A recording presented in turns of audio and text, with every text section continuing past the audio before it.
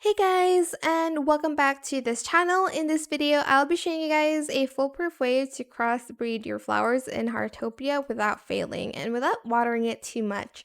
Go to the gardening store. This only works if you are level 6 and above in your gardening hobby. So you are going to purchase the rainbow breeding powder. One is around, it's 25% off, so I don't know the actual price of it.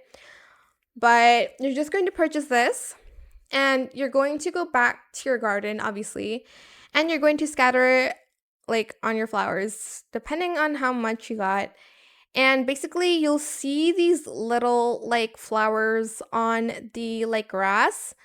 And as you can see, it does work. I think I scattered this powder yesterday, and then as you can see, there is a seedling on top of the flower, which mean the crossbreeding did work.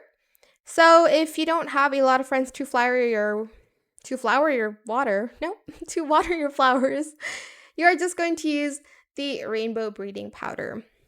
And that is it. Just collect the final result, I guess.